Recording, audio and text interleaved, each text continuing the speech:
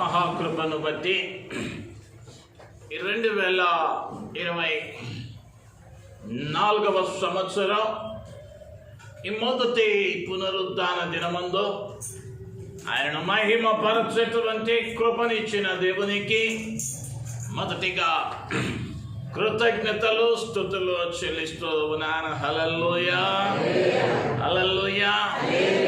ఈ సంవత్సరమునకై పరిచర్యకు దేవుడిచ్చిన వాగ్దానం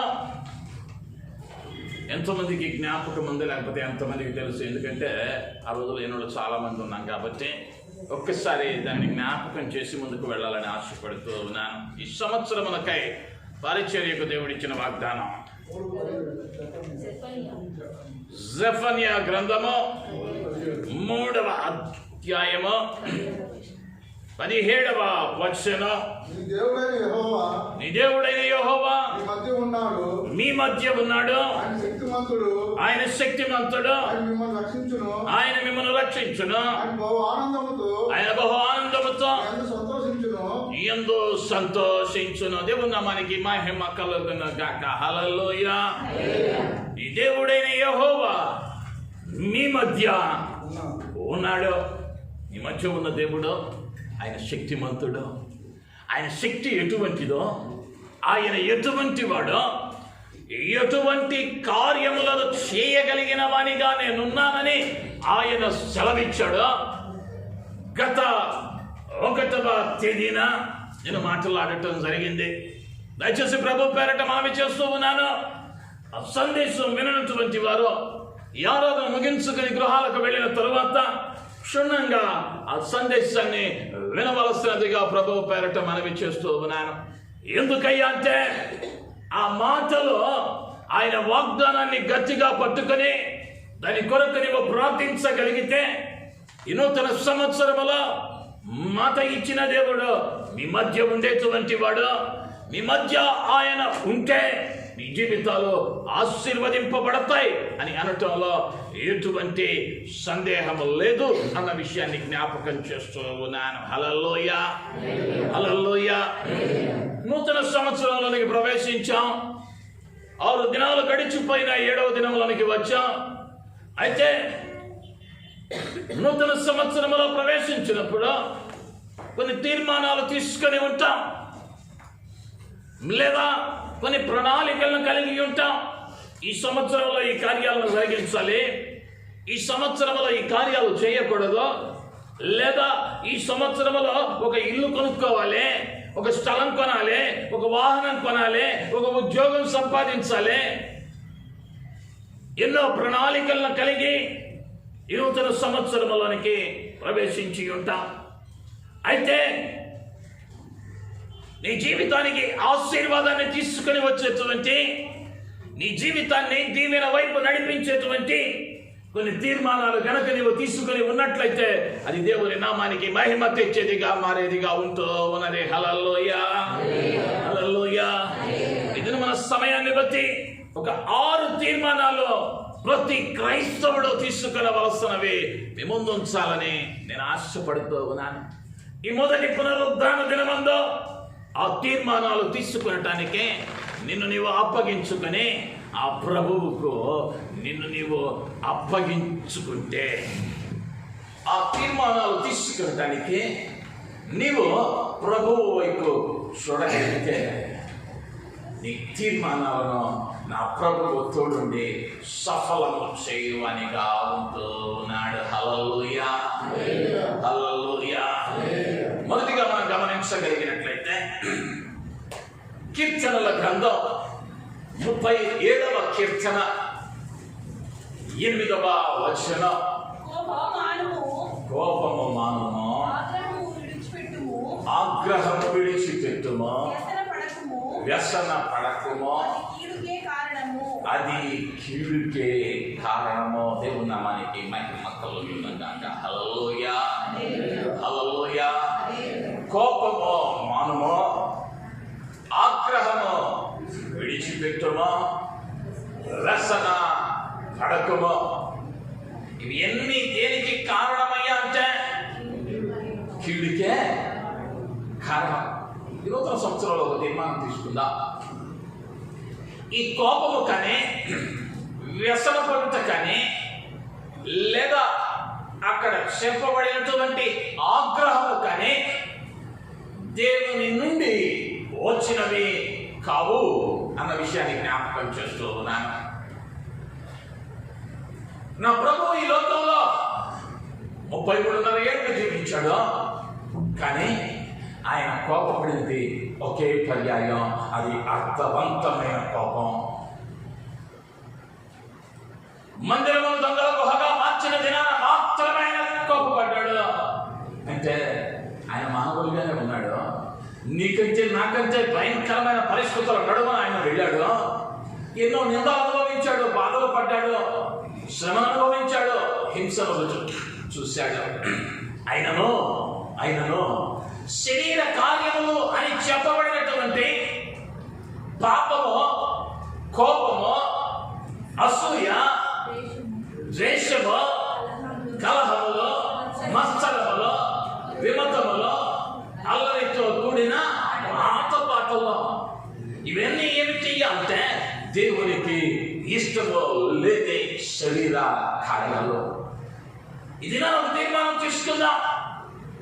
ఈ నూతన సంవత్సరంలో నేను ఆరాధిస్తూ ఉన్న దేవునికి ఏదైతే ఇష్టం లేదో అది నా జీవితంలో ఉండకూడదు. దేవునికి ఇష్టము లేని కార్యం నాలో ఉండకూడదని నువ్వు తీర్మానం తీసుకుంటే నువ్వు ఎలా మార్చబడుతూ ఉన్నావయ్యా అంటే ఆయన ఆశీర్వాదములకు పాత్రగా మార్చబడుతూ ఉన్నావు. ఆయన ఆశీర్వాదములకు పాత్రగా మార్చబడుతూ ఉన్నావు. ఆయన వాడుకునేటువంటి వ్యక్తిగా మార్చబడుతూ ఉన్నావు. ఆయన చేతిలోని పనిముట్టుగా మార్చబడుతూ ఉన్నావు. ఎందరైతే ఆయనకి ఇష్టలై ఉంటారో, ఎవరైతే ఆయనకు ఇష్టలై ఉంటారో వారు ఆయన కుమారులు అనబడుటకు అర్హులు. నీ తండ్రి ఎవరుతావయ్యా అంటే ప్రపంచాన్ని ఏలుబడి చేస్తూ ఉన్నటువంటి ప్రభువు నీ తండ్రిగా మారాలి అంటే ఆయనకిష్టమైన కార్యాలు నీలోనికి రావాలి. ఆయనకిష్టమైన కార్యాలు నీలోనికి రావాలి అంటే ఆయనకిష్టమైన కార్యాలు మొదటిగా బయటకు పంపడానికి నీవు సిద్ధపడాలి. నువ్వు మనస్సు పెట్టాలి, దాని మీద నువ్వు మనస్సు పెట్టాలి. అయితే కొన్ని పర్యాయాలు జరిగేటువంటి క్రమం ఏమిటయ్యా అంటే ఎవరైనా చెడులో ఉండడానికి నువ్వు కనుక ఆ చెడును విడిచిపెట్టమంటే అది కొంత ఇబ్బందే. లేదా నీకు ఎలా కనిపిస్తావయ్యా వారికి అంటే హేళన చేయువనిగా లేదా అపహసించువనివిగా కనిపిస్తావు అని కన్నా అదే మాట చెబుతాడు. 19వ అధ్యాయం 14వ వచనానికి వెళితే లోతు తనకు కాబోతూ ఉన్న తన కుమార్తెలను పెండ్లాడనై ఉన్న అల్లుళ్ళతో మాట్లాడి రండి, ఈ చోటు విడిచిపెట్టి రండి, యెహోవా ఈ పట్టణమును నాశనము చేయబోతున్నాడని చెప్పాను.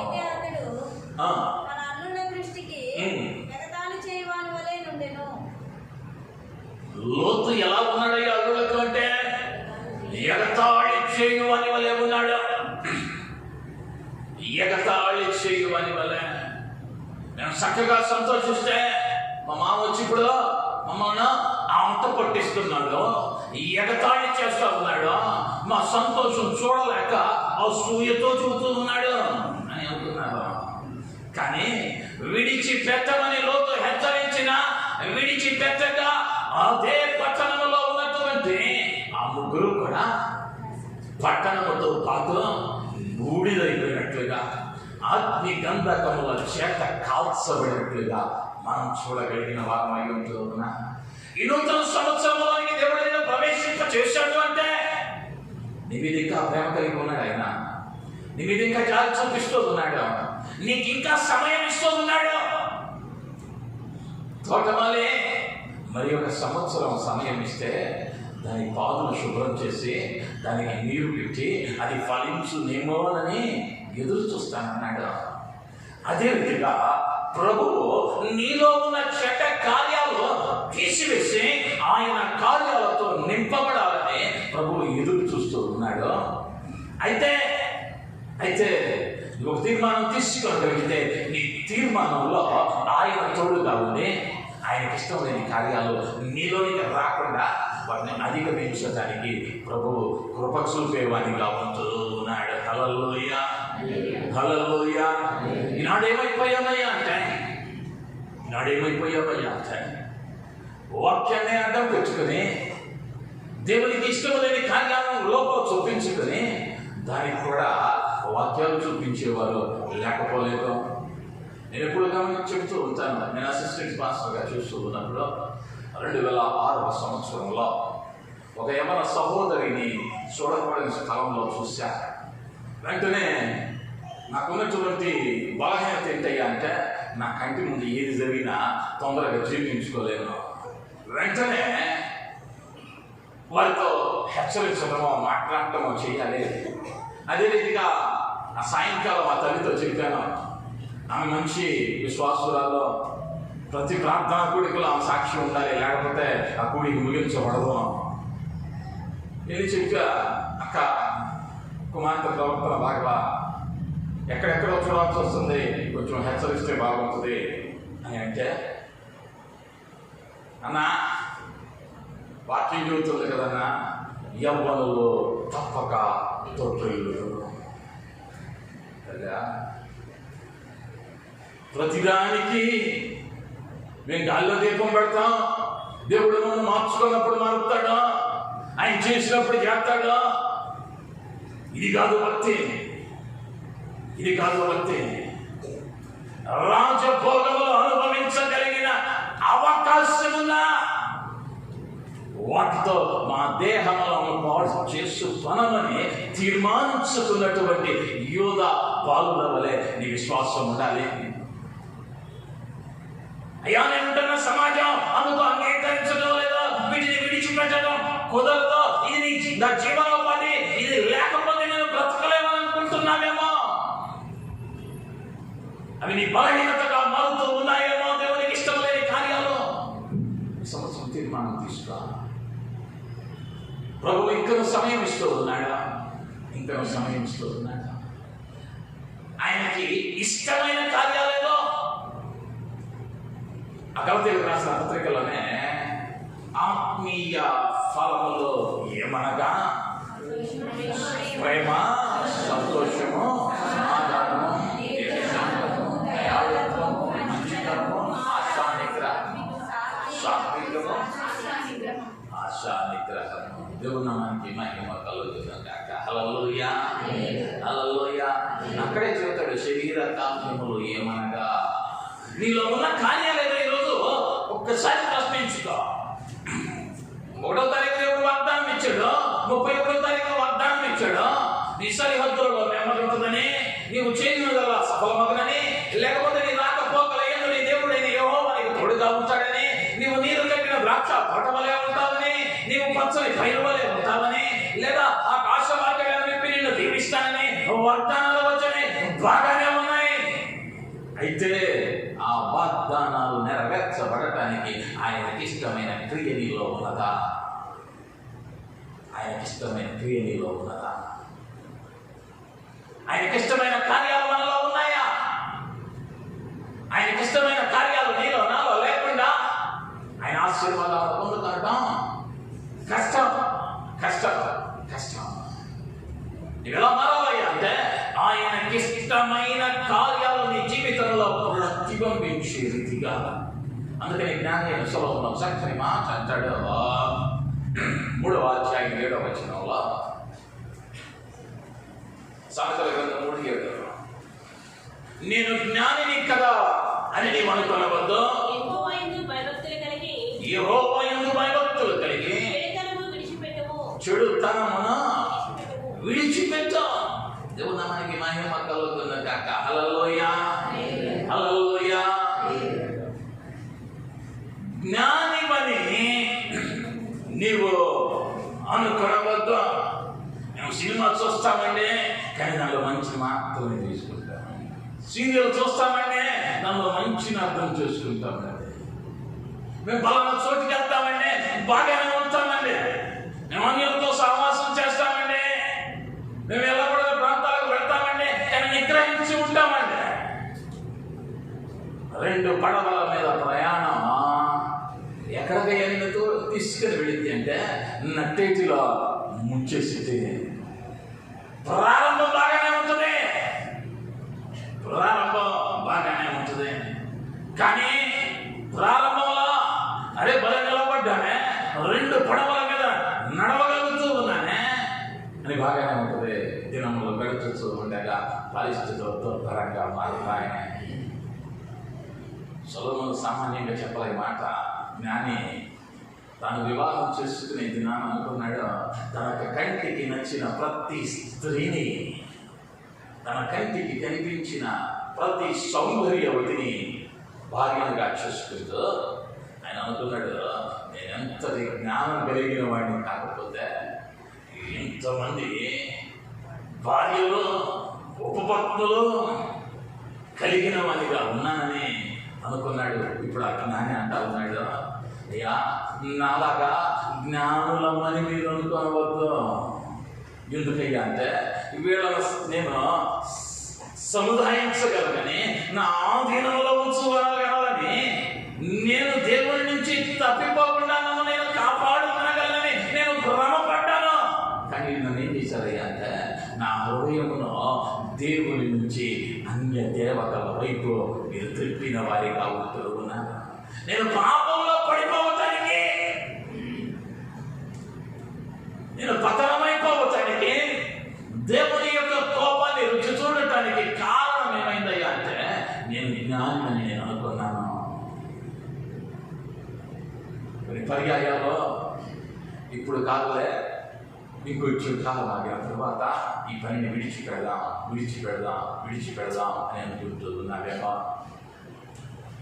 మొక్కై వంగనిది రానై వంగునా.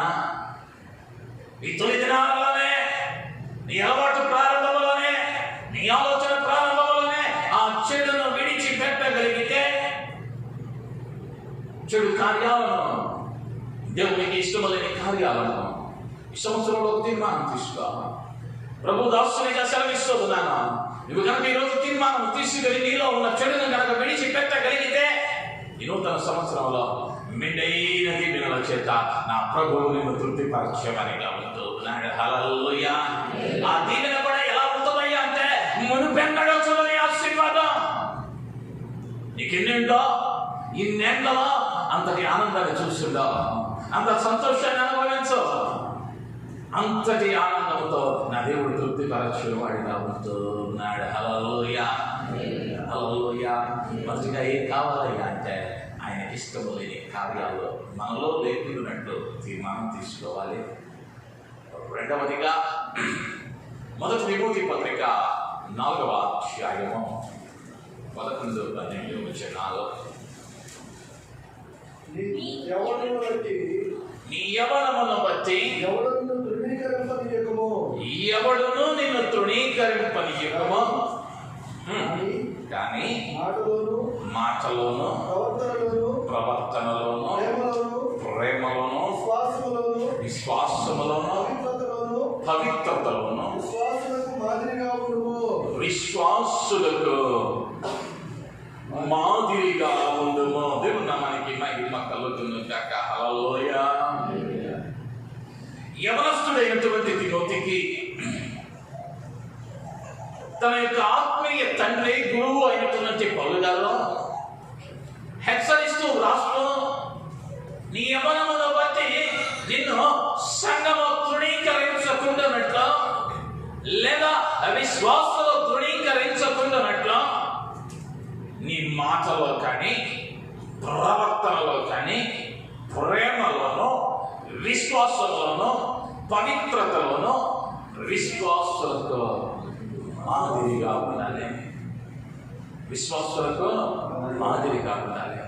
అయితే ఆ భాగంలో నేను కోరుకుంటూ ఉన్నది ఏమిటయ్యా అంటే, ప్రభువు నాకు ఇచ్చిన ఆలోచన ఏమిటయ్యా అంటే ఆ 2 అక్షరాల ప్రేమ.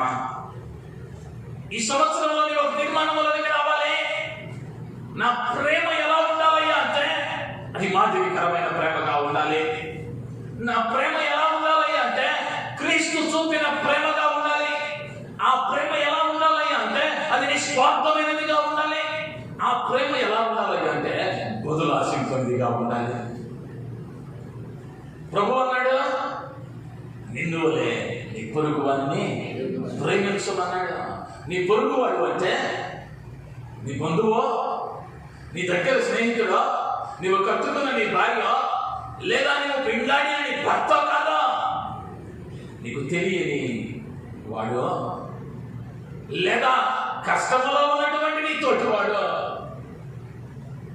ప్రేమించగలుగుతున్నామా? ప్రేమించగలుగుతూ ఉన్నామా? అటు ప్రేమ మనము క్రియలలో చూపించగలుగుతూ ఉన్నామా? మాదిరిగా ఉన్నామా? ప్రశ్నించుకోవాల్సిన వారమై ఉంటూ ఉన్నా.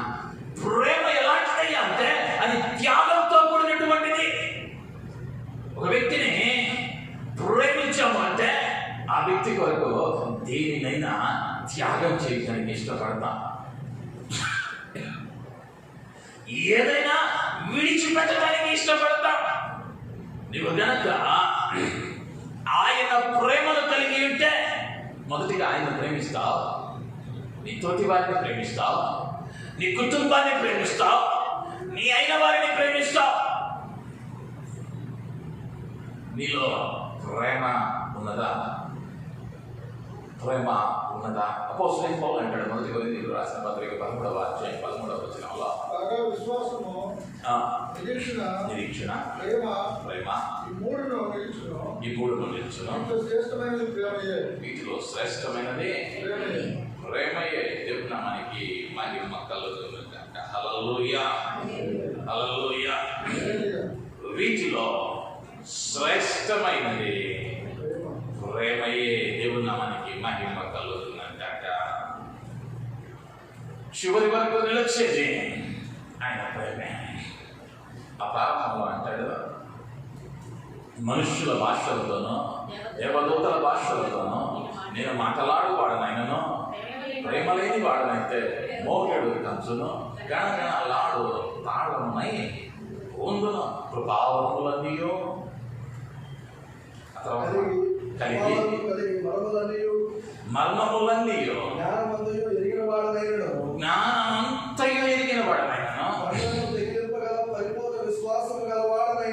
కొండలను పెకిలింపగల పరిపూర్ణమైన విశ్వాసము కలిగిన వాడనైనను ప్రేమ లేని వాడనైతే నేను వ్యర్థుడును. విశ్వాసం బాగానే ఉంది, పంటలు తగ్గిపోతున్నాయి, ప్రవర్తన బాగానే ఉంది, కానీ ఇది ప్రాముఖ్యమైనది అంటా ఉన్నాడు అంటే ప్రేమ లేకపోతే నేను వ్యర్థుడును. అన్ని భాషలు మాట్లాడవచ్చు, లేదా మహాజ్ఞానిని ఉండవచ్చు, లేదా నాకు తెలియని భక్తి వేరొకటి లేకపోవచ్చు.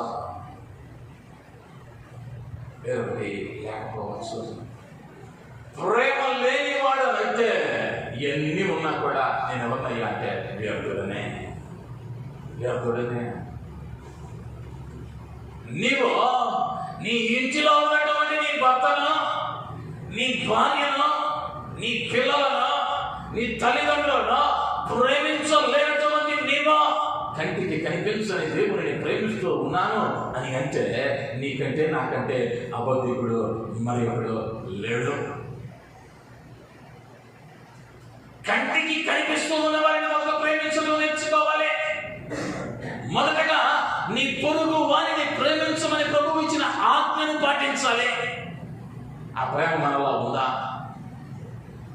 అత్తలను ప్రేమించే కోడళ్ళు ఎంతమంది ఉన్నారు ఈ రోజుల్లో? అత్తకు పరిచర్య చేయగలిగిన కోడళ్ళు ఉన్నారా ఈ రోజుల్లో? వేదన తల్లిదండ్రులను చూడగల వృద్ధాప్యములో కుమారులు కుమార్తెలు ఉన్నారా?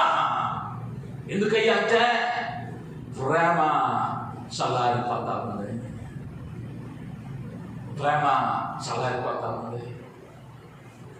నా ప్రభువు ఎలా ప్రేమిస్తాడయ్యా అంటే తనను కొడతా ఉన్నా కూడా అయ్యా ఈయన కాపాడు నాయన, వీడికి పరదేశులు నాయన, వీడు బాగుండాలయ్యా, వీడి కొరకైనా ప్రాణం పెడుతుంది, వీడి కొరకైనా లోకంలోకి వచ్చింది. ఆ ప్రేమ నీలో ఉందా? ఆ ప్రేమ నీలోనికి రానంత కాలం నువ్వు కొండలను పెకిలించగల విశ్వాసం నీలో ఉన్నా, భాషలు మాట్లాడగలిగిన, అర్థాలు చెప్పగలిగిన, మర్మాలు బయలుపరచగలిగిన వ్యర్థమంతా ఉన్నాడు అపోస్తలుడైన పౌలు. వ్యర్థమంటూ ఉన్నాడు అపోస్తలుడైన పౌలు. ఈ నూతన సంవత్సరంలో ఒక తీర్మానం తీసుకో. అయ్యా, నేను ఒక ఋతువలే నా అత్తను ప్రేమించాలి, నేను ఒక చక్కని కుమారుని వలె నా తల్లిదండ్రులను ప్రేమించాలి, నా కుటుంబాన్ని ప్రేమించాలి, భార్యను ప్రేమించమన్నా, భర్తను ప్రేమించమన్నా, భర్తకు లోబడమన్నా, ఈ కార్యాలు నాలో ఉండాలని తీర్మానం తీసుకో. ఎప్పుడో ఏదో జరిగిందని, ఏదో అన్నారని నీ ప్రేమలో మార్పు వస్తాపదేమో. అందుకని అంటాడు 2వ కొరింథీ పత్రిక 8వ అధ్యాయం 24వ వచనం.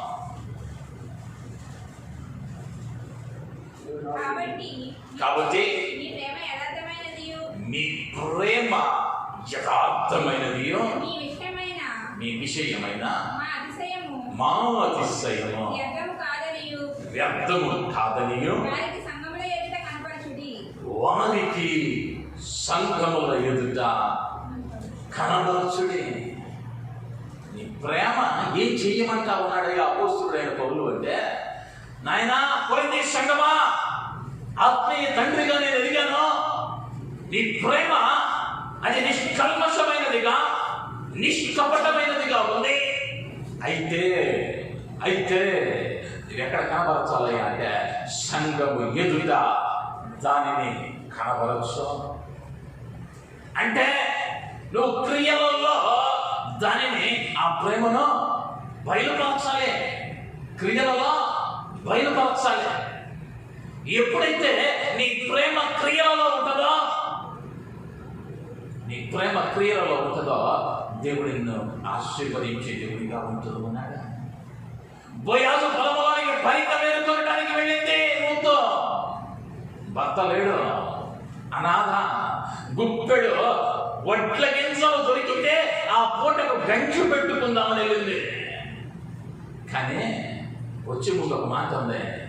నయోమి అందే, మా రూతు యవ్వనంలో ఉన్నా, వెళ్ళి మరి ఒక పెళ్లి చేసుకోమా అని అంటే ఆమెకు మాట అంటదే, నీ దేవుడే నా దేవుడు, నీ జనమే నా జనం.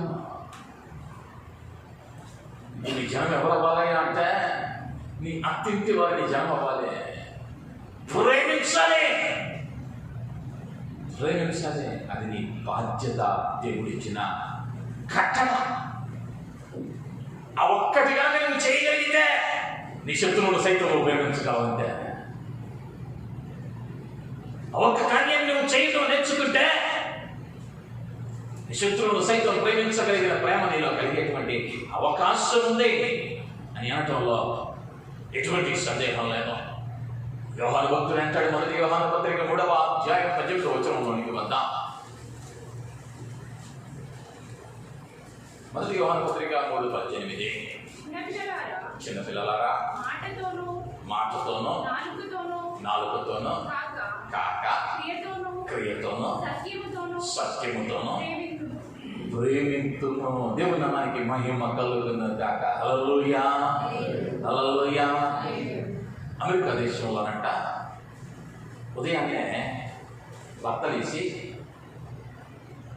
ఒక కాఫీనో టీనో తీసుకుని వెళ్ళి హనీ ఐ లవ్ యూ అని చెప్పాలంట. ఒక సర్వే చూద్దా ఉంది. వాడు కనుక ఉదయాన్నే లేచి ఆ బెడ్ కాఫీ తీసుకుని వెళ్ళి నా తేనె నేను నిన్ను ప్రేమిస్తున్నాను అని చెప్పాలంటే, చెప్పలేదనుక అమ్మగారు కోర్టుకి వెళ్ళింది. ఒక సర్వే చెప్పినటువంటి వాస్తవం ఇదే. హనీ ఐ లవ్ యూ, నా తేనె నేను నిన్ను ప్రేమిస్తున్నానని తేనె ఇవ్వాలి పొద్దున్నే.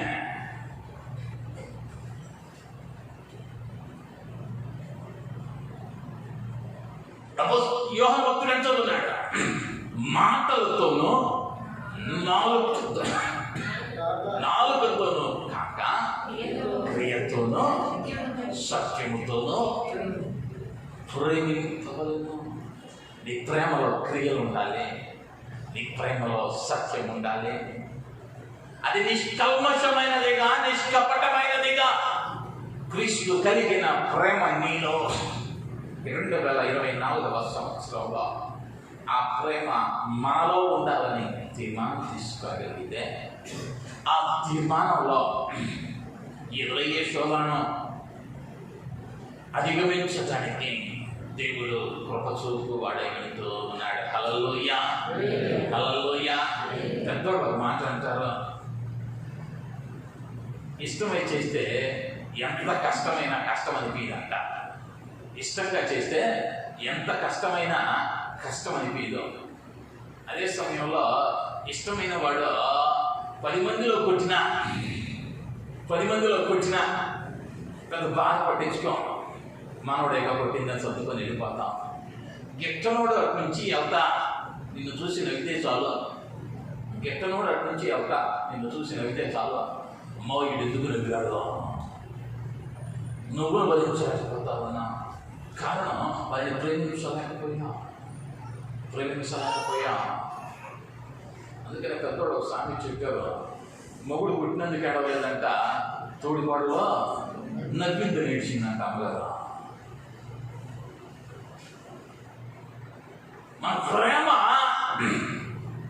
అది నిష్కల్మషమైనదిగా ఉంటే, నీ తల్లిదండ్రుల, నీ భర్త, నీ అత్తమామల వారు ఇష్టం ఉన్నటువంటి గర్తింపు కూడా నీకు ఎలా ఉంటుందయ్యా అంటే ప్రియమైనదిగా ఉంటుంది.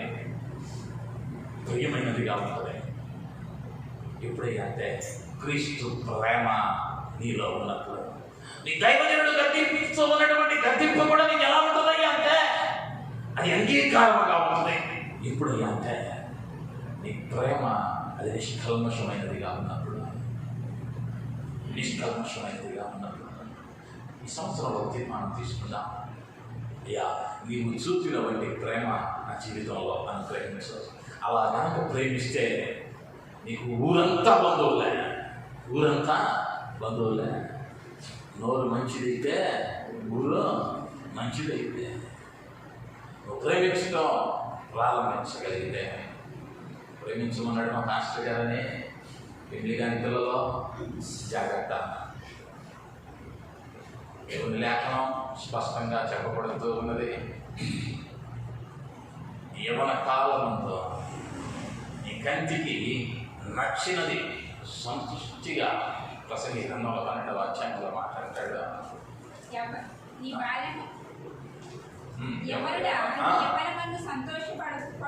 నీ యవ్వనమందు సంతోషపడుము, యవ్వన కాలమందు నీ హృదయం సంతుష్టిగా ఉండనిము, నీ కోరిక చొప్పునను నీ దృష్టి యొక్క ఇష్టము చొప్పునను ప్రవర్తింపుము. అయితే వీటన్నిటిని బట్టి దేవుడు నిన్ను తీర్పులోనికి తెచ్చునని జ్ఞాపకం ఉంచుకొనుము. యవ్వనస్తులారా, ఆయన తీర్పు ఒకటి ఉన్నదని జ్ఞాపకం ఉంచుకోవాలి. వివాహమైన వారులారా, కుటుంబాలారా, ప్రభువు ప్రేమ కుటుంబంలో ఉండాలి. భర్త భార్యను ప్రేమించాలి, భార్య భర్తకు లోపడాలి, అత్తమామలను ప్రేమించాలి, తల్లిదండ్రులను ప్రేమించాలి. క్రీస్తు చూపిన ప్రేమ, శత్రువును ప్రేమించే ప్రేమ నీలో ఉండాలి. అటు ప్రేమ నీలో నాలో ఉండగలిగితే దేవుడు నిన్ను 2024వ సంవత్సరం ఆయన ఆశీర్వదించువానిగా ఉంటూ ఉన్నాడు. హల్లెలూయా, హల్లెలూయా. మొదటిగా తీసుకురావాల్సిన తీర్మానం ఏంటయ్యా అంటే దేవునికి ఇష్టము లేని కార్యాలు విడిచిపెట్టాలని తీర్మానం తీసుకుందాం. రెండవది, దేవుని ప్రేమ కలిగి ఉండాలని తీర్మానం తీసుకుందాం. మూడవదిగా మత్తయి సువార్త 5వ అధ్యాయం 4వ వచనం, 44వ వచనం.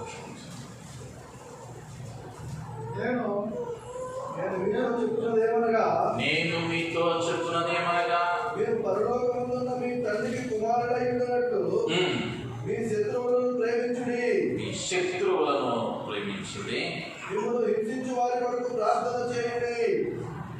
మిమ్మల్ని హింసించు వారి కొరకు ప్రార్థన చేయుడి. 2 విషయాలు చదువుతూ ఉన్నాడు అక్కడ. మీ శత్రువులను ప్రేమించుడి. మిమ్మల్ని హింసించు వారి కొరకు ప్రార్థన చేయుడి. ఈ 2 కార్యాలు చేయాలంటే దాని ముందు ఇంకోటి చేయాలి. ఆ వ్యక్తిని క్షమించగలగాలి. ఆ వ్యక్తిని క్షమించగలగాలి. ఆ వ్యక్తిని పట్ల చేసిన కార్యాలను నీవు క్షమించగలిగితే దేవుడు ఆయన నీ అపరాధములను ఏ విధంగా క్షమించాడో పర్వత ప్రాంతంలో శిష్యులు నేర్పుతూ ఉన్నాడు. ప్రభు తండ్రి, మా అపరాధములు నీవు క్షమించిన ప్రకారం మేమును అపరాధములో క్షమించులాగున చేయమంటా ఉన్నాడు. దేవుడు ఎంతగా నిన్ను క్షమించాడో ఒక్కసారి జ్ఞాపకం చేసుకో. ఒక్కసారి జ్ఞాపకం చేసుకో.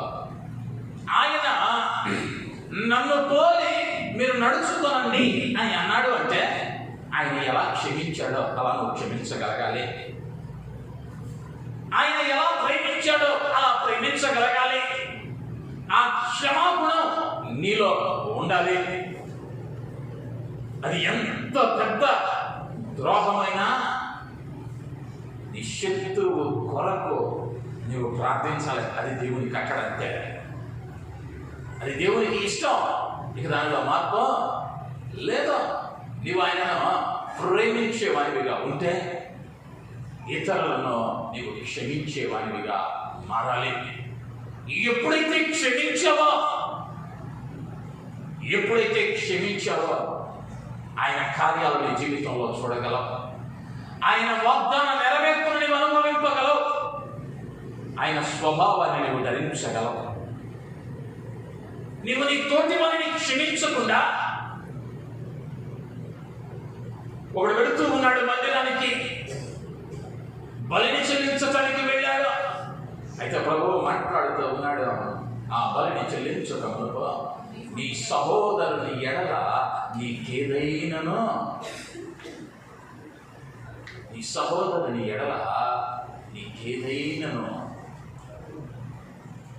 ఒకసారి స్వార్థలో చదువుతూ ఉన్నా. నీ సహోదరుని ఎడల నీకేదైనాను ద్వేషమున్న ఎడల, మత్సరమున్న ఎడల నీవు మొదటిగా వెళ్ళి వానితో సమాధానపడమంటూ ఉన్నాడు. అంటే వారిని క్షమించి ఆ తదుపరి బలి చెల్లించమన్నాడు. అంటే నీవు నీ శత్రువును క్షమించకుండా నీవు ఏది ఇచ్చినా అది అంగీకార యోగ్యము కాదు అన్నది ప్రభువు తెలియజేశాడు. నీవు నీ కుటుంబీకులను క్షమించకుండా, నీ తోటి వారిని క్షమించకుండా, నువ్వు ఎంతటి ప్రార్థనాపరుడైనా, మర్మాలు బయలుపరచినా నీ బలి అంగీకరింపబడదు. నువ్వేం చెయ్యాలయ్యా అంటే నీ తోటి వారితో సమాధానపడేవాడిగా ఉండాలి. క్షమించేటువంటి గుణం కావాలి. నా యేసు శిలువ మీద కూడా ఒళ్ళంతా రక్తధారాలతో నిండిపోయి మేకులు దిగగొట్టబడి గాలిలో వేలాడుతూ ఆ వేదన మధ్యలో కూడా తండ్రి వీరేం చేయించున్నారో వీరెరుగురు కనుక వీరిని క్షమించు అయ్యా. ఆయన అలా ఉండమన్నాడు అంటే నీ ప్రాణం తీస్తా ఉన్న వారిని కూడా నీవు నిందించకూడదు, శపించకూడదు, వారిని దీవించాలి. అది నా యేసు ప్రేమ. ఒక చెంప కొట్టాడా, రెండో చెంప చూడమన్నాడు. ఆ మాటలు మనం చదవగలిగితే కంటికి కన్ను పంటికి పళ్ళు అని చెప్పబడిన మీరు విన్నారు కదా. ఉమ్. నేను మీతో చెప్తున్నది ఏమనగా, నేను మీతో చెప్తున్నదేమనగా, దుష్టుని ఎదురింపక కుడి చెంప మీద కొట్టువాని వైపునకు ఎడమ చెంప కూడా త్రిప్పుము. ఎడమ చెంప కూడా త్రిప్పుమా. ఎవడైనా నీ మీద వ్యాజ్యము వేసి నీ అంగీ తీసుకున్న కోరిన ఎడల వారికి నీ పై వస్త్రము కూడా ఇచ్చివేయము. పై వస్త్రం కూడా ఇచ్చివేయము అంటే ఆయన ఏం చెబుతున్నాడు అంటే, శత్రువుని పెట్టుకో మాకు. వాడు ఒకటి అడిగితే రెండు ఇచ్చేసేది. పెద్దవాళ్ళు అన్నారు, మంచి స్నేహితుడిని 1000 రూపాయలు ఇచ్చైనా సంపాదించుకోవాలంట, చెట్టోడిని 1000 రూపాయలు ఇచ్చైనా వదిలించుకోవాలంట. నువ్వు ఎలా ఉండాలయ్యా అంటే, క్షమించేటువంటి వాడినిగా నీ యొక్క ఒక చెంప పుడితే మరి చెంప చూపమన్నాడు. ఎంతటి సహనం, ఎంతటి క్షమాగుణం. ఆ క్షమాగుణం మనలో ఉన్నదా? ఆరోగ్యమూర్తి గారు అంటారు అప్పుడప్పుడు, విశ్వాసం అంట మందిరంలో కాదంట చూడాల్సిందే. మందిరంలో కాదు. ఈ మధ్య ఒక సందేశాన్ని సైలన్నని ఆయన చెబుతూ, యేసన్న గారు ఒక ప్రాంతంలో సేవకి వెళ్ళాడు. ఆ ప్రాంతానికి వెళ్ళినప్పుడల్లా ఒక విశ్వాసాల్లో సువార్తమ్మ గారు, ఎవరు గారు పేరు, సువార్తమ్మ గారు ఎప్పుడు యేసన్న గారు వచ్చినప్పుడల్లా, అన్న వందనాలు, ఒకసారి నా ఇంట్లో అడుగు పెట్టన్నా, అన్న స్తోత్రం, ఒకసారి మా ఇంట్లో అడుగు పెట్టన్నా అని బతులు ఆడుతూ ఉన్నాయి. ఎప్పుడు మందిరానికి వచ్చినా తెల్లచీర దగ్గరగా మెరిసిపోయింది. బైబుల్ చెప్తున్నానే తప్పని మొదటి జరిగింది. సాక్ష్యం అనగానే మొదటి సాక్ష్యం సువార్తమ్మ గారిదే. యేసన్న గారు అనుకుంటున్నాడు, బా ఎంత మంచి విశ్వాసాలయ్యా, విసుకోకుండా ప్రతి వారం అడుగుతుంది నన్ను అనుకుని ఒకరోజు ఖాళీ ఉంది, వెళ్దామని వెళ్ళాడు. పాపం ఆయన వెళ్ళేసరికి ఆయన ఎదురింటోడు తీసుకొచ్చి చెత్త తీసుకొచ్చి ఇంటి ముందు వేసాడంట. ఎదురింటోడు చెత్త తీసుకొచ్చి ఇంటి ముందు వేసేసరికి ఇప్పుడేమో ఈమెకు తెలిసిన భాష స్టార్ట్ చేసింది. నిన్నడు దాకా ఏందయ్యా అంటే, హల్లెలూయా స్తోత్రం అన్ని భాషలో, ఇప్పుడు భాషలో మాట్లాడుతుంది, నిజమైన భాషలో. వాడేమో అన్యుడు, పోటీగా జరుగుతుంది యుద్ధం. ఈ మధ్యలో యేసన్న గారు సందులోకి వచ్చాడు. ఆ పక్కన ఉన్నవాడు ఎవరో చూసి, యేసన్న గారు వచ్చాడు, అడుగు యేసన్న గారు అన్నాడు. వెంటనే ఆ లోకం నుంచి ఈ లోకంలోకి వచ్చే స్తోత్రమయ్యా అందే, స్తోత్రమయ్యా అందే. ఈ ఎదురున్న అన్యుడికి తెలీదు స్తోత్రం అనేది మందిరంలో చెప్పేటువంటి ఒక వందనమని, ఇదేదో కొత్త తిట్టేమని ఆడు స్టార్ట్ చేశాడు. ఇక్కడ నీకు స్తోత్రం, మిమ్మకు స్తోత్రం, మీ నాన్నకు స్తోత్రం.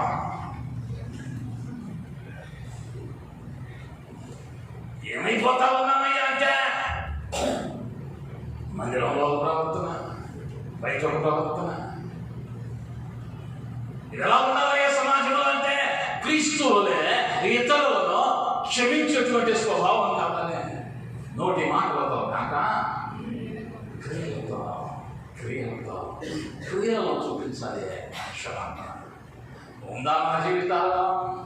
ఆశీర్వాదం కావాలని నిలువు మోకాళ్ళు వేసి ఉదయం నుంచి సాయంత్రం దాకా నిలవబడతా ఉన్నామే. ఆ మొదటి వ్యక్తి ఎక్కగలిగామా? విడిచిపెట్టవలసినవి విడిచిపెట్టామా? ఆ ప్రేమ ఉందా? ఆ ప్రేమ ఉందా? క్షమించేటువంటి గుణం మనలో ఉన్నదా? 4వది కీర్తనల గ్రంథం 34వ అధ్యాయం. కీర్తనల గ్రంథం 34వ అధ్యాయం 12 నుంచి 14 వచనాలు. బ్రతుకగోరు వాడు ఎవడైనా ఉన్నాడా? బ్రతుకగోరు వాడు ఎవడైనా ఉన్నాడా? మేలు నొందుచు అనేక దినములు బ్రతుకగోరు వాడు ఎవడైనా ఉన్నాడా? అనేక దినములు బ్రతుకగోరు వాడు ఎవడైనా ఉన్నాడా? చెడ్డ మాటలు పలకకుండా నీ నాలుకను, కపటమైన మాటలు పలకకుండా నీ పెదవులను కాచుకొనుము. కీడు చేయటం మాని మేలు చేయము, సమాధానము వెదకి దాన్ని వెంటాడము. దేవుడు మనకి మహిమ కలుగును గాక. హల్లెలూయా. బ్రతకగోరు వాడు ఎవడైనా ఉన్నాడా? మేలు నొందుచు అనేక దినములు బ్రతకగోరు వాడు ఎవడైనా ఉన్నాడా? ఒక చక్కని సొల్యూషన్ జీవితానికి నీవు అనేక దినాలు సంతోషంతో బ్రతకాలంటే, నెమ్మదిగా బ్రతకాలి అంటే ఆ 14వ వచనంలో చెబుతూ ఉన్నాడు, కీడు చేయమని మేలు చేయమో మీద పెడతాను.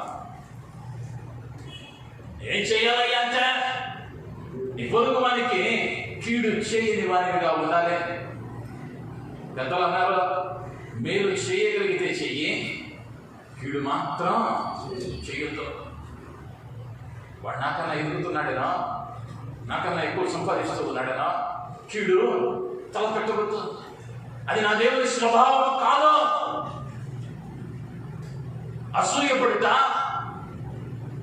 లేదా కడుపు మంట, ఇది నా ప్రభువు యొక్క లక్షణము కాదు. ఆయనకేం చేయాలి తెలుస్తాయి అంటే మేలు చేయుచు సంచరించడం తెలుస్తున్న దేవునికి. హల్లెలూయా. ఆయన వలె ఉండాలి అంటే వినూతన సంవత్సరంలో తీర్మానం తీసుకోవాలి. అయ్యా, నాకు ఎవరు ఎంత కీడు చేసినా నేను ఎవ్వరికి కీడు చేయనివానిగా, మేలు చేయవానిగా నన్ను మార్చుమని నీవు అడగగలిగితే, అన్నలు అనుకున్నారు యోసేపుకు కీడు చేద్దామని, ప్రభు అనుకున్నాడు మేలు చేద్దామని. ఎవరైతే కీడు చేశారో ఆ కీడు చేసిన వారే వారి పాదాల మీద పడి వారిని ప్రతిమలు అడుగుకుంటూ ఉన్నారు కూటి కొరకు. పెద్దలు అన్నారు, ఎవడు త్రవ్విన గుంటలో వాడే పడతాడు. హామాను అనేటువంటి వాడు 40 అడుగుల ఎత్తైనటువంటి కొయ్య శిలువను వారి ఇంటి పెరట సిద్ధం చేశాడు. ఎందుకయ్యా అంటే హామాను అనే వ్యక్తి వంగక నమస్కరించక దండం పెట్టలేదని, నాకు దండం పెట్టడా వీడు, ద్వారపాలకుడే నాకు దండం పెట్టడా అని వానికి కీడు చేయి తలపెట్టినటువంటి హామాను ఏమయ్యాడయ్యా అంటే తాను చేయించుకున్న కొయ్య శిలువ మీద వేలాడతీయబడి చనిపోయిన వాడిగా ఉంటూ ఉన్నాడు. దేవుని లేఖనం స్పష్టంగా చెబుతూ ఉంది, కీడు చేయుట మాని మేలు చేయి, కీడు చేయుట మాని మేలు చేయి. మేలు చేయటం చేత కాలేదా, మౌనంగా కూర్చో, మౌనంగా కూర్చో. ఈ మధ్య టీవీలో ఒక యాడ్ వస్తుంది, అదేమి యాడ్ గుర్తులేదు కానీ ఓ ముసలాం బల మీద కూర్చోతుంది,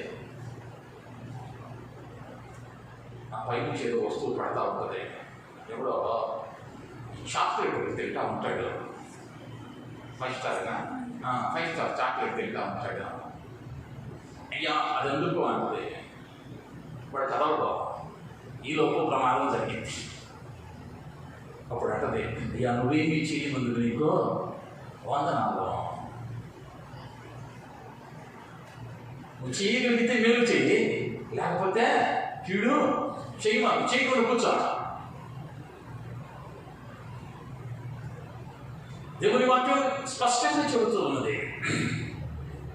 గలతీయులకు రాసిన పత్రిక 6వ అధ్యాయము 9వ వచనం, మనము మేలు చేయుట యందు విసుకక ఇందుము, మనము మేలు చేయుట యందు విసుకక ఇందుము. దేవుడు మనకి మహిమ కలుగుతుంది అంట. హల్లెలూయా.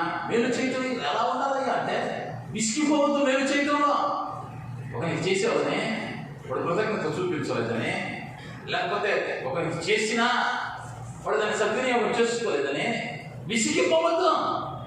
నీకు ఇవ్వబడిన పని ఏంటయ్యా అంటే మేలు చేస్తూ ఉండటమే, మేలు చేస్తూ ఉండటమే నీ పని, నా పని. అది క్రీస్తు యొక్క ప్రేమకు గుర్తు. ఈ సంవత్సరంలో ఒక తీర్మానం తీసుకున్నా, అయ్యా నేను కీడు చేయక మేలు చేయమనిగా ఉండటానికి తగిన జ్ఞానాన్ని కృపనివ్వమని ఒక తీర్మానం తీసుకుందా. సమయం అయిపోతూ ఉంది కాబట్టి క్లుప్తంగా మరి 2 విషయాలను మాత్రం జ్ఞాపకం చేస్తూ ఉన్నాను. యోబు గ్రంథం 22వ అధ్యాయం 21వ వచనం, 22, 21 యోబు గ్రంథం. ఆయనతో సహవాసము చేసిన యెడల నీకు సమాధానము కలుగును. దేవుని నామానికి మహిమ కలుగును గాక. హల్లెలూయా, హల్లెలూయా. ఆయనతో సహవాసం. ఈ నూతన సంవత్సరంలో నీకు తీర్మానం తీసుకోవాలి, ఒక మంచి సహవాసాన్ని కలిగి ఉండాలి. నీవు నీ దేవునితో నీకున్న సహవాసం, నీ మందిరంలో నీకున్న సహవాసం, పరిశుద్ధులతో నీకున్న సహవాసం, దైవజనులతో నీకున్న సహవాసం, అది ఎలా ఉండాలి అంటే మంచి సహవాసముగా ఉండాలి. మంచి సహవాసం నీకు ఏమిస్తున్నాయి అంటే సమాధానం ఇస్తుంది. సమాధానము, మేలు, నెమ్మది ఎప్పుడు దొరుకుతాయి అంటే నీవు సరైనటువంటి సహవాసంలో ఉన్నప్పుడు. ఒక సహవాసంలో ఉన్నావు, ఒక ఇబ్బందిలో వెళుతూ ఉన్నావు, ఆ ఇబ్బందిలో నిన్ను ధైర్యపరిచేటువంటి మాట చెప్పగలిగిన వాడు ఉంటే ఆ ఇబ్బంది పెద్ద కష్టంగా అనిపించింది నీకు. నీ కన్నిటిలో నీవు ప్రార్థించలేని సమయంలో నీ కొరకు ప్రార్థించేవాడు ఉండటం అది నీకు ఆశీర్వాదం. అటువంటి సహవాసాన్ని నీవు కోరుకోవాలి. దానికి బదులుగా నీవు ఏదైనా కష్టంలో ఉన్న వెంటనే నిన్ను నిష్ఠూరాడు ఆడేవారు, లేకపోతే ఏదో చేసి ఉంటావు అందుకే ఇట్టయి ఉంటుంది, నిన్ను ఆడిపోసుకునే వారిని, నీ చుట్టూ ఉన్నటువంటి వారు, నువ్వు సహవాసం చేస్తూ ఉన్నటువంటి వారు ఎటువంటి వారో, నీ సహవాసం ఎటువంటిదో అది మంచి సహవాసమా? అందుకని కీర్తనకారుడు అంటాడు చక్కగా మొదటి అధ్యాయం మనకు వచ్చినంలో,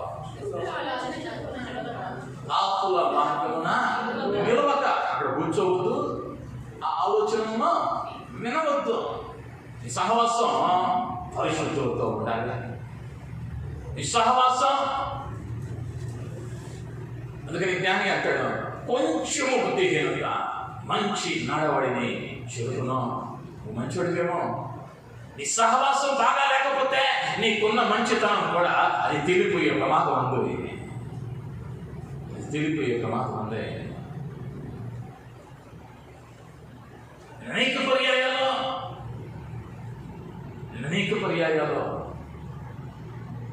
సేవా జీవితంలో అనేక ప్రాంతాలకు ఆహ్వానించినప్పటికీ, అనేక చోట్లకు ఈ చెన్నై పట్టణంలో పిలిచినప్పటికీ నేను నా తొలి దినం నుంచి ఈ దినం వరకు వాటిని దాటవేస్తూనే ఉన్నాను వెళ్ళక. కారణం, వెళితే బాగుంటుంది, 100 మంది తెలుగుడు చేస్తారు, కానీ అక్కడ జరుగుతున్న కార్యాలను బట్టి నా విశ్వాసం ఎక్కడ సన్నగిలుతుందో అన్న భయం. ఈ సహవాసం ఎలా ఉండాలి అంటే ప్రభువులో నిన్ను పురికొల్పేదిగా ఉండాలి. ప్రభువులో నిన్ను ఇంకా ఆయన దగ్గరగా నడిపించేదిగా ఉండాలి. నీ సహవాసం ఎవరితో ఉండాలి అంటే ఆయనతో ఉండాలి. నీ సహవాసం ఆయనతో ఉండాలి. ఇప్పుడు సహవాసం ఎవరితో అయిపోయిందయ్యా అంటే కంప్యూటర్లతో, ఫోన్లతో, వీటితోనే సహవాసం. పొద్దున్నే పక్కన పడుతున్న భర్త ఉన్నాడో లేదో చూస్తున్నారో లేదో కానీ, పక్కన ఉన్న భార్య ఉందో లేదో చూస్తున్నారో లేదో కానీ, పక్కన ఉన్న ఫోన్ ఉందా లేదా అంటే మాత్రం అడ్లు తెరవక ముందే వెళ్ళిపోయి చేయాలి. అసలు భయమైంది. ఎవరో చెప్పక్కర్లా, నిద్ర లేవగానే చేయకుండా ఆడుందా. ఈ సహవాసం దేవునితో ఉండగలిగితే, ఈ సంవత్సరంలో తీర్మానం తీసుకురాగలిగితే, అయ్యా నీతో నా సహవాసం ఉందన్నట్టుగా ఈ సంవత్సరం నాకు సహాయం చేయమని అడగగలిగితే నూతన సంవత్సరం నీ జీవితం ఆశీర్వాదకరంగా ఉండేదిగా ఉంటున్నది. మరి ఒక విషయాన్ని జ్ఞాపకం చేస్తున్నాను. లూకాసు వార్త 18వ అధ్యాయం, లూకాసు వార్త 18వ అధ్యాయం 1వ వచనం. వారు విసుకక నిత్యము ప్రార్థన చేయుచుండవలెననుటకు ఆయన వారితో ఈ ఉపమానము చెప్పెను. దేవునికి భయపడకయో, మనుషులను లక్ష్య పెట్టకయో. చాలండి. దేవుని నామానికి మహిమ కలుగుతున్న గాక. హల్లెలూయా, హల్లెలూయా. ప్రారంభంలో చెబుతూ ఉన్నాడు, వారు విసుకక నిత్యము ప్రార్థన చేయుచుండవలెను అనుటకు ఆయన ఒక ఉపమానాన్ని చెప్పాడు.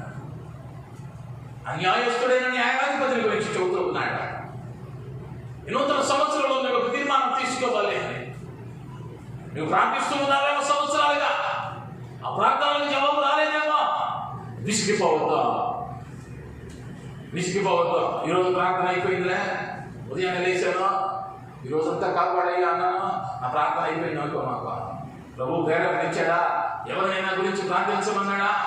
మోకరించు. విసుగగా ప్రార్థించడం నేర్చుకో. విసుగగా ప్రార్థించడం నువ్వు నేర్చుకోగలిగితే కలిగే ఆశీర్వాదం ఏంటయ్యా అంటే, నీ కుటుంబం చుట్టూ ఒక కంచెను నాటకలో ఒక పటిష్టమైన భద్రత నీ కుటుంబం చుట్టూ ఉంటుంది. ఆయన ఇచ్చేటువంటి ఆయన ధనాగారపు తాళపు చెవులు నీకు ఇవ్వబడతాయి. ధనాగారపు తాళపు చెవి ప్రార్థన అన్నాడు ఒక భక్తుడు. ఆయన ఆశీర్వాదాలని ఒక గదిలో పెట్టాడు. ఆ ఆశీర్వాదాలు తీసుకోవడానికి నీకేం కావాలయ్యా ఇప్పుడు అంటే, ఆ గది తలుపు తెరవాలి. ఆ గది తలుపు తెరిచేటువంటి తాళపు చెవి నీ ప్రార్థన. ఆ ఆశీర్వాదాన్ని పొందుకోవటానికి నేను ఎలా మారాలయ్యా అంటే, విసుగగా ప్రార్థించాలి. 6 కార్యాలను గమనించాం. ఈ నూతన సంవత్సరంలో ఈ 6 తీర్మానాలను మనం తీసుకొనగలిగితే, మొదటిగా చెడు కార్యాలను విడిచిపెట్టాలి. దేవునికి ఇష్టం లేని కార్యాలను విడిచిపెడదాం అన్న ఒక తీర్మానం తీసుకుందాం. రెండవది ప్రేమ, దేవుని ప్రేమ మనలో ఉండాలని తీర్మానం తీసుకుందాం. మూడవది క్షమించడం, శత్రువును సైతం క్షమించడం, ఇరుగు పొరుగు వారిని క్షమించడం. ఆ క్షమాగుణం మనలో ఉండాలని ఆయనను వేడుకుందాం. అటు తీర్మానాలు తీసుకుందాం. నాలుగవది కీడు చేయటం అని మేలు చేద్దాం. అటు కృపను దేవుడి చూడాలన్నా, అటు కృపను దేవుడు దయచేయలాగా దేవుణ్ణి వేడుకుందాం. ఐదవదిగా మంచి సహవాసాన్ని కలిగి ఉందాం. ఆయనతో సహవాసాన్ని కలిగి ఉందాం. ఆరోగ్యంగా విశ్వసంగా ప్రార్థన చేద్దాం. ఆ రీతిగా మనం ఉండగలిగినట్లయితే ఈ నూతన సంవత్సరంలో నీ మధ్య ఉండి, నీ కుటుంబంలో ఉండి, నిన్ను ఉన్నత స్థలములకు ఎక్కించదని వాగ్దానం చేసిన దేవుడు, లేదా నిన్ను ఆశీర్వదిస్తానని చెప్పిన దేవుడు, పరిశుద్ధ లేఖన గ్రంథంలో చెప్పబడిన 6568 వాగ్దానాలు నీ జీవితంలో నెరవేర్చబడతాయి అనడంలో ఎటువంటి సందేహం లేదు. హల్లెలూయా. ప్రతి వాగ్దానం నీ జీవితంలో నెరవేర్చబడాలి అంటే ఈ 6 తీర్మానాలు ఈ సంవత్సరం తీసుకోవాలి. ఈ 6ని పాటించడం నేర్చుకో. ఆయన దగ్గరగా జీవించు. నీ జీవితం ఆశీర్వాదకరంగా మార్చబడేదిగా ఉంటుంది. అటు కృపను దేవుడి చూడాలన్నా తలలో ఉంచుదాం. కృప కలిగిన మా దేవా, నీకు వందనాలు, స్తుతులు, స్తోత్రాలు. అయ్యా, ఈ యొక్క మధ్యాహ్న వేళ ఈ నూతన సంవత్సరంలో మేము తీసుకొనదగిన తీర్మానాలను మా ముందు వచ్చినందుకు నీకు వందనాలు. అయ్యా, ప్రతి తీర్మానము అయ్యా అంతము వరకు పాటించడానికి తగిన కృపను దానిచ్చే. ఈ దినమున నాయన నీ బిడ్డలు ఎవరెవరైతే నీ మంది రావాలో వినిన వాక్యాన్ని బట్టి తీర్మానాలు తీసుకుంటూ తమను అప్పగించుకుంటూ ఉన్నారా, ఆ తీర్మానాలలో నిలచి ఉండటానికి అయ్యా బిడ్డలకు నీ కృపను అనుగ్రహించండి. నీ జ్ఞానం ఇవ్వండి. నీకు లోబడిత వల్ల ఉన్న ఆశీర్వాదం బిడ్డల మీద, బిడ్డల కుటుంబాల మీద నింపి ఈ సంవత్సరం బిడ్డల జీవితాలలో మునుపెన్నడూ చూడని మహిమకరమైన ఆశీర్వాదాలను అనుగ్రహించున్నాయి. యేసు నామములో అడిగి ప్రతిమలాడి వేడుకుంటూ నా తండ్రి. ఆమేన్.